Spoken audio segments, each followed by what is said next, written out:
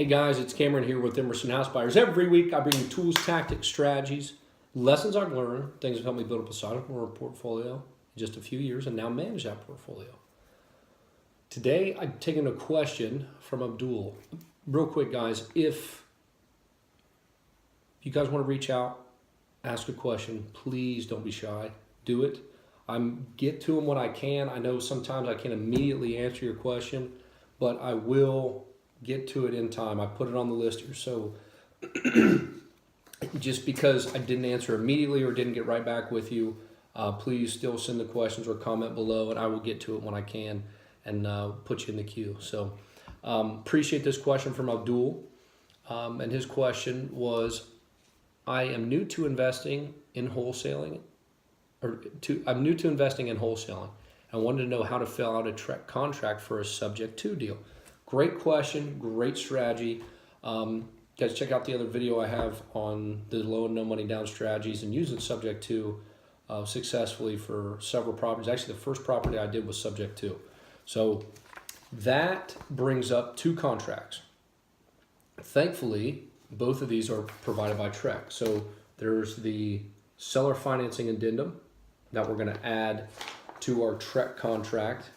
And if you guys haven't seen the other video, check it out up here on where I walk through the TREC contract and show you guys how to fill that out. Or we have the loan assumption addendum. So again, these are both TREC contracts. I'll put the links below in the video or on here somewhere. I'll put both the links to these forms and you can download these for free. There's no charge. TREC, the Texas Real Estate Commission, provides these. So what I'm going to do is I'm just going to walk through these really quickly and kind of give you a high level of how to fill one of these out. So if you guys get a chance, print it out, pause the video, go print this out or download it from the website, and we'll walk through each of these. So the first one is going to be the seller financing addendum. Again, this is a TREC seller financing addendum. As of this time, the one that you can download off the website is version 11-2 2015. So that's the one that we're going to talk about today. So again, seller finance addendum. First one, address of property, pretty straightforward. Letter A, credit documentation. So this is basically, like it says here, to establish the buyer's creditworthiness. You want to have documents. We always want to submit. It will help submit documents when we're putting out this contract to get the seller to accept this. We do want to provide proof of funds or some sort of credit report, salary, something to show, guys, you're going to finance me this property. This is what I have, so don't worry, I'm going to be able to make the payments, because that's always the biggest fear that sellers have when they want to do a seller finance is they get scared that you're not going to be able to make payments. So you can put whatever you want here. I always submitted everything I could to help them to do that. Buyer's credit approval, again, that's just saying basically that they're allowed to terminate the contract if you don't give it to them in a timely manner. The promissory note. So this is actually what the seller is going to sell you the property for. You put that total amount there. You put the interest rate. This is letter C. And then how you want to do it. So we always did monthly installments. You can do including interest or not. You can do interest only monthly installments on number 3. So however you want to do it, number 1 would just be a balloon payment. But number 2 is monthly payments with interest or plus interest, and they'll tell you the beginning date and then thereafter we always did 360 months, which is a 30-year note. You can do balloon at 10 years or balloon at 20. Whatever actually makes sense. What I would look at is what makes sense for what I'm going to do with this property. If you're going to turn around and flip it, it really doesn't matter. 20 years, 30 years, 25 years, 15 years, you're only going to make payments for a year or so. If you're going to rent it, I would get my payments as low as possible, right? Because that is going to help your cash flow. So I would take it out as long as I could. 30 years. I've even told people that I will finance it for them for 40 years. If they're in their 50s and they think they're going to live to be 90, hey, I'll finance. Would you finance that for me for 40 years, and you'll be able to to live well into your 60s with a payment coming in every single month. So that's basically letter C, paragraph C. One is, like I said, the monthly installments, or number two is monthly installments, number 3 is the interest only. Paragraph D is the deed of trust section. So number 1 is property transfer. This is right at the bottom of the page. A property transfer, we always signed as consent is not required. So we would like to sell it and do it as we please. Sometimes the seller will not want to do that. They might want a payment for 30 years. They don't want you to sell the property. So that's something that can be negotiated. But if you want to remain flexible, make it consent not required. If they're pretty stern about getting something, then you're probably going to have to select letter B, which is consent required. And then the back page. So this is another very important piece. Number 2, the taxes and escrow section, paragraph. We would try to do escrow not required. So that means that we get to keep more of our money, and then we'll make the payments at the end of the year. If you're somebody who has trouble keeping payments, you might want to select escrow as required, and you're going to be paying them that every month. So again, that's more of a preference thing. Guys, when we fill these out, and that's it. Let me just finish that up. That's it. Then you sign. Done. So it's 2-page addendum for the seller financing addendum.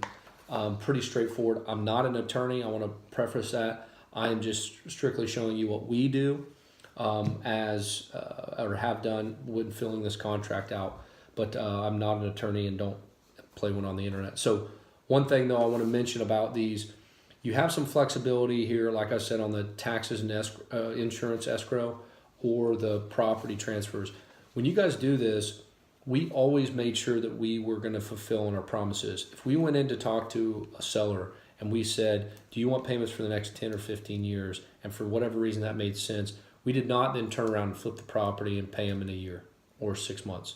We just don't do that. That's not something that I sit well with or would really wish upon anybody. So if what you're doing is promising them something for 10, 20, 30 years, make sure that you fill this contract out to fulfill that.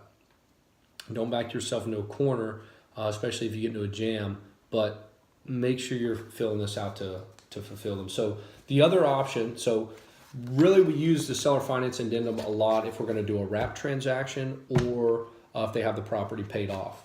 The other one we're going to do is the loan assumption addendum, which we've also done. So again, dependent upon which strategy you want to use, sometimes they'll use terminology interchangeably, seller finance, sub 2, loan assumption. Make sure that you're using the right addendum for that. But yeah, seller financing we've used if we're doing a wrap mortgage or we've sold properties. So we've actually done a loan assumption, which I'll cover here in a second. We've done a loan assumption from a seller and then used a seller financing addendum to sell the property and sold it to an end buyer. So it's basically like we owner financed a sub 2 or seller financed a sub 2. That was very lucrative and was a great strategy for us.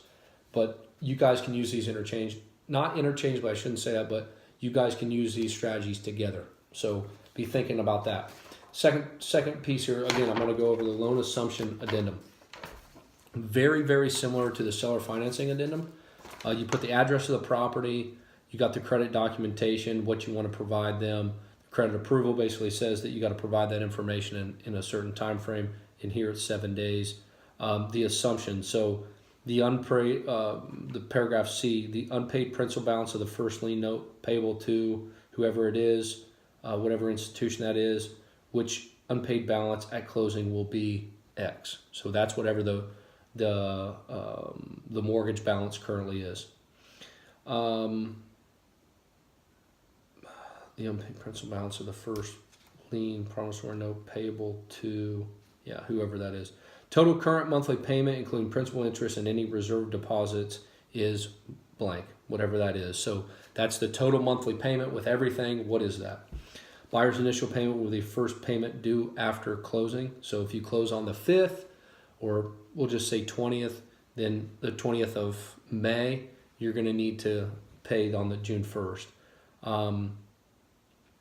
So this is so one is for the first lien.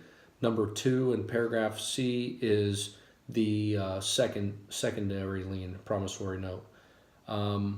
If the unpaid balance of any loan, assumed loan as of closing date varies from the loan balance stated above.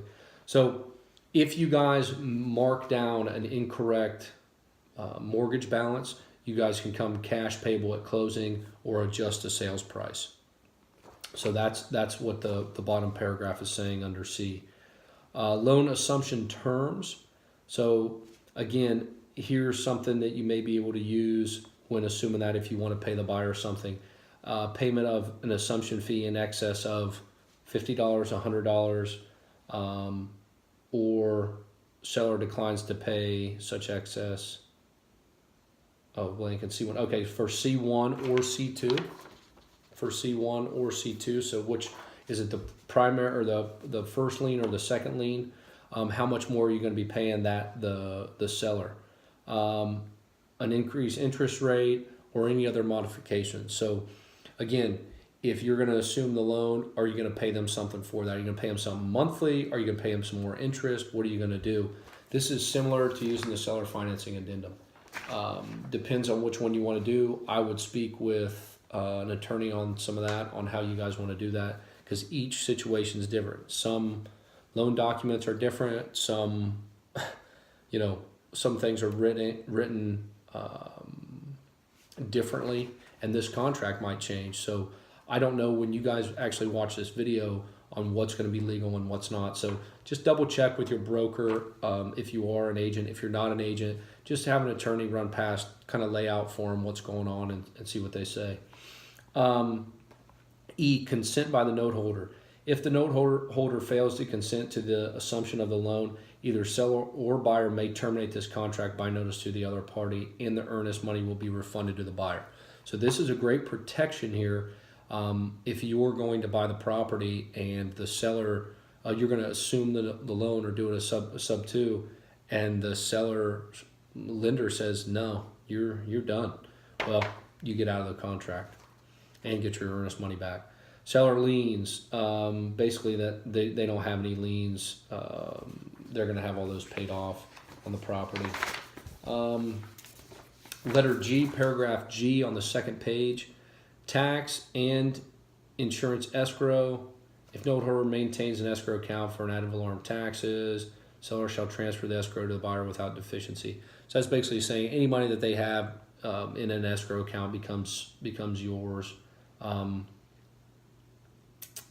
if the seller's been paying on the because you guys make prorated when you purchase a property, the taxes and insurance get prorated, right? So you need to get, if they're making monthly payments in escrow, you need to get those payments. You need to make sure you get that, because let's say you buy a property halfway through the year. Well, on June 1st or June 30th, at the end of the year, you're going to be due full taxes. And if you usually pay insurance ahead of time, so you paid for a whole insurance policy and you've got all the taxes due. So if the taxes are due at the end of the year and you only have 6 months worth of escrow taxes, you need to get that from the seller. Does that make sense?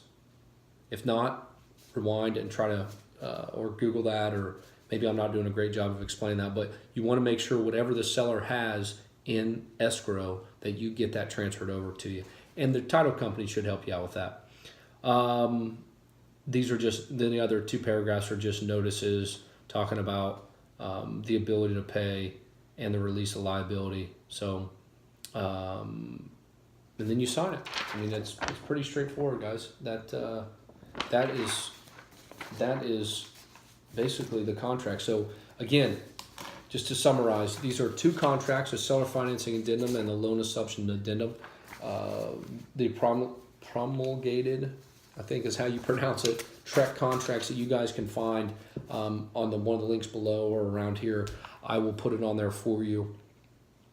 Pretty straightforward, guys. They're 2 simple contracts that Abdul, is how you're going to fill out a subject to contract. Make sure you know which one you're going to use. Again, I've used both.